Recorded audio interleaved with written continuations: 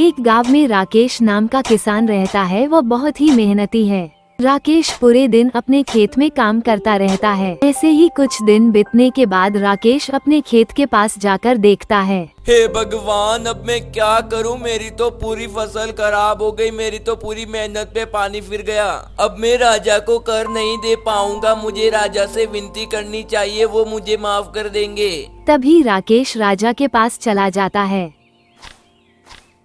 महाराज, महाराज। क्या हुआ? क्यों जोर जोर से चिल्ला रहे हो और यहाँ पर क्यों आए हो? महाराज, मैं विधवा हो गया हूँ। तुम विधवा हो गए हो? इसका क्या मतलब है भाई? महाराज, अगर आपके पिता मर जाए तो आपकी माँ विधवा हो जाएंगी। उसी तरह मेरी भी फसल खराब हो गई और मैं विधवा हो गया हूँ। तभी ये बात सुनकर राजा को गुस्सा आ जाता है। तुम्हारा ये दुस्साहस! तुमने मेरे परिवार के बारे में ऐसा कहा?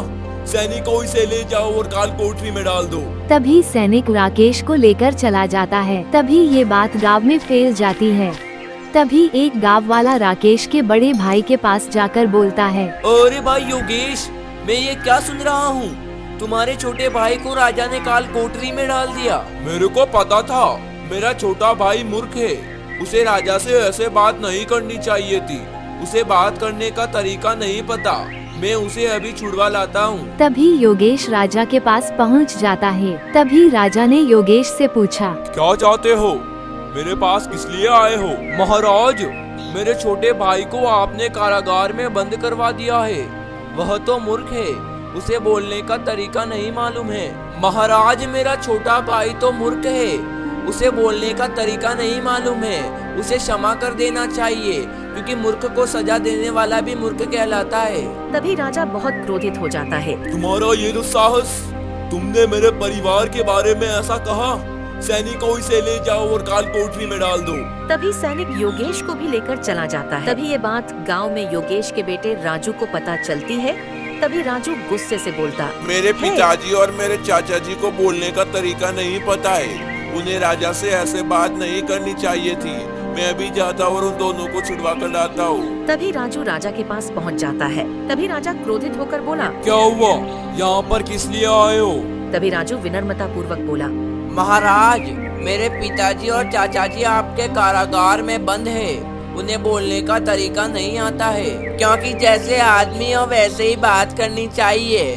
क्योंकि राजा, बाजा और बंदर तीनों चढ़ाने से चढ़ते हैं। ये बात लगता है वो दोनों भूल गए। इस बार फिर से राजा को गुस्सा आ गया। और इस मूर्ख का ये दुस्साहस! इसने मेरी तुलना बंदर से की। सैनिकों, इसे भी कारागार में डाल दो। तभी सैनिक राजू को भी लेकर चला जाता है। तभी ये बात गांव में पता चल जाती है। तभी गांव का मुखिया बोलता है, गांव वालों, राजा ने उन मूर्खों को कारागार में बंद कर दिया है।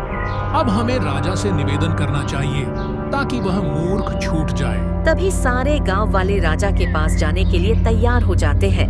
तभी वहाँ पर एक साधु महात्मा आते हैं और मुखिया जी से कहते हैं, क्या हुआ मुखिया जी? इतने परेशान क्यों लग रहे हो? तभी मुखिया जी बोलते हैं, साधु महाराज, 2 मूर्खों को राजा ने कारागार में बंद कर दिया है। हम सब लोग राजा के पास उन्हें छुड़वाने जा रहे हैं। साधु महाराज ने कहा, मुखिया जी, आप राजा के पास न जाएं। मैं राजा के पास जाकर उन्हें छुड़वा कर आता। कहीं ऐसा न हो कि आप सभी लोग कारागार में बंद हो जाएं। तभी महात्मा जी राजा के पास चले जाते हैं। राजा ने पूछा, कैसे पधारे महाराज? साधु महाराज बोले, महाराज, हमारे गांव के 3 किसान आपके कारागार में बंद हैं। ऐसी मूर्खता करने वालों को मौत की सजा दी गई होती तो भी कम समझी जाती, लेकिन राजा प्रजा का पालक माना जाता है। प्रजा बालक के समान होती है। उन तीनों मूर्खों को अपनी भूल का थप्पड़ लग गया है। आप बड़े हैं, वे तीनों मूर्ख बालक के समान हैं। तीनों को आप छोड़ दें, यही आपसे मेरी विनम्र प्रार्थना है। तभी ये बात राजा को उचित लगी। सैनिकों, उन तीनों को छोड़ दो। तभी वो तीनों छूट जाते हैं और उन तीनों को एक बात पता चल जाती है कि बोलने का भी एक तरीका होता है।